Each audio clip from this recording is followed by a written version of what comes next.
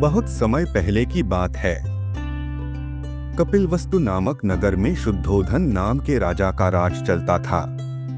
उनके महल में रानी महामाया के गर्भ से एक पुत्र का जन्म हुआ। पूरे राज्य में उत्सव मनाया गया। उस बालक का नाम रखा गया सिद्धार्थ। भविष्यवाणी की गई थी कि यह बालक बड़ा होकर या तो महान सम्राट बनेगा या फिर जगत का पथप्रदर्शक। सिद्धार्थ का बचपन राजमहल की विलासिता में बीता। चारों ओर रत्न, संगीत, नृत्य, खेल और आनंद ही आनंद था। राजा ने आदेश दिया था कि इस बालक की नजर कभी दुख, रोग, मृत्यु या किसी भी तरह की पीड़ा पर न पड़े। महल के दरवाजे उसके लिए केवल सुख दृश्यों से भरे रखे गए। लेकिन जैसे जैसे सिद्धार्थ बड़े होते गए, उनके मन में बार बार यह प्रश्न उठने लगा, क्या यही जीवन है? क्या केवल भोगविलास ही इसका उद्देश्य है? उनका हृदय बहुत कोमल था। यदि किसी सेवक को तकलीफ दिखती तो उनका मन विचलित हो उठता। एक दिन जब वे रथ पर बैठकर नगर भ्रमण को निकले, उन्होंने पहली बार महल की दीवारों के बाहर असली दुनिया देखी। सबसे पहले उन्होंने एक बूढ़े व्यक्ति को देखा, सफेद बाल, कांपता शरीर, झुर्रियों से भरा चेहरा। उन्होंने रथवान से पूछा, यह क्या है? उत्तर मिला, राजकुमार, यह वृद्धावस्था है। हर जीव को एक दिन ऐसा होना पड़ता है। सिद्धार्थ स्तब्ध रह गए। कुछ दिन बाद वे पुनः निकले। इस बार उन्होंने एक बीमार व्यक्ति को देखा। वह दर्द से तड़प रहा था, खांस रहा था, बिल्कुल असहाय। फिर से उन्होंने पूछा और उत्तर मिला, राजकुमार, यह रोग है, कोई भी इसे रोक नहीं सकता। तीसरी बार उन्होंने एक मृतक की अर्थी देखी। लोग शव को कंधों पर उठाए श्मशान की ओर ले जा रहे थे। सिद्धार्थ ने पूछा, यह क्या है? और उत्तर मिला, राजकुमार, यह मृत्यु है। हर किसी को एक दिन मरना ही पड़ता है। सिद्धार्थ का हृदय हिल गया।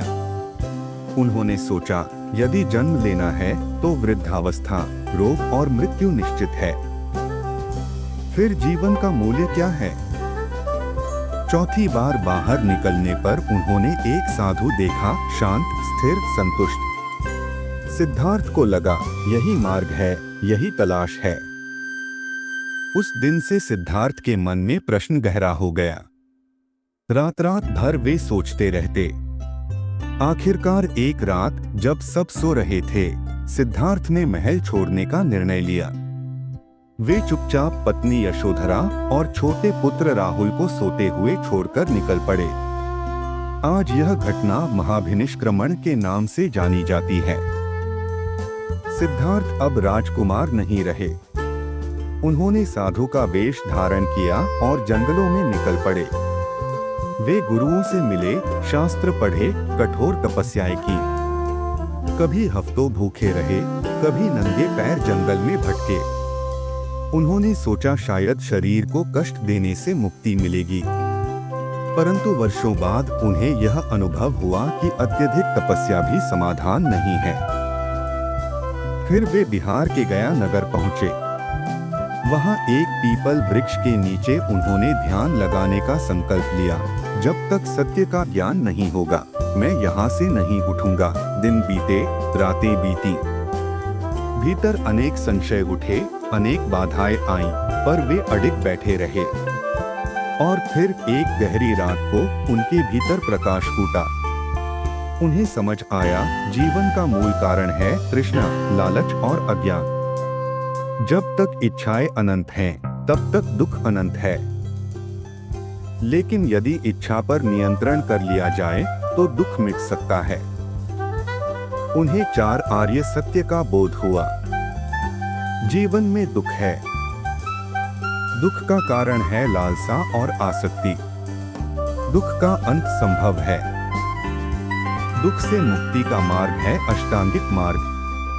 यह ज्ञान प्राप्त होते ही सिद्धार्थ बुद्ध कहलाए, अर्थात जागृत व्यक्ति। अब बुद्ध ने अपना शेष जीवन दूसरों को मार्ग दिखाने में लगाया। वे गांव-गांव गए, राजाओं और गरीबों से मिले, स्त्रियों और पुरुषों को समान रूप से शिक्षा दी। उनका संदेश सरल था, सही दृष्टि रखो, सही सोचो, सही आचरण करो और करुणा से भरे रहो। उन्होंने समझाया कि न तो भोग विलास से मुक्ति मिलती है, न अत्यधिक तपस्या से। मुक्ति मिलती है मध्यम मार्ग से, संतुलन से। लोग उनके पास आते, प्रश्न पूछते और बुद्ध धैर्य पूर्वक उत्तर देते। कोई गाली देता तो भी वे शांत रहते, कोई सम्मान करता तो भी वे अहंकार से दूर रहते। उनका जीवन ही उनका उपदेश था। अंत समय तक बुद्ध यही कहते रहे, अपने दीपक स्वयं बनो, अपने मार्गदर्शक स्वयं बनो, किसी पर अंधविश्वास मत करो, सत्य को स्वयं अनुभव करो। बुद्ध का शरीर भले ही एक दिन नश्वर हुआ, लेकिन उनका संदेश अमर हो गया। आज भी जब हम करुणा, अहिंसा, संयम और जागरूकता की बात करते हैं, तो वह उसी प्रकाश से निकलता है जो कभी गया के बोधिवृक्ष के नीचे प्रज्वलित हुआ था।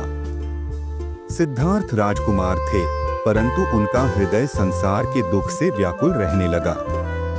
एक ओर राजमहल की भव्यता थी, संगीत और नृत्य था, सोने चांदी के महल थे। दूसरी ओर उनके मन में गहरी पीड़ा थी कि जीवन इतना अस्थिर क्यों है। एक दिन जब वे नगर भ्रमण को निकले, तभी उनके जीवन की दिशा बदल गई।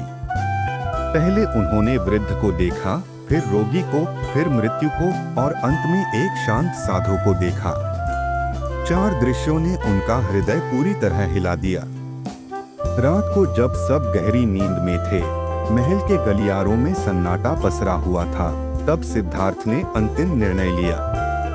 उन्होंने रथवाहित चन्ना से कहा, अब समय आ गया है, मुझे सत्य की खोज करनी है। वे पत्नी यशोधरा और पुत्र राहुल को सोते हुए ही छोड़ गए।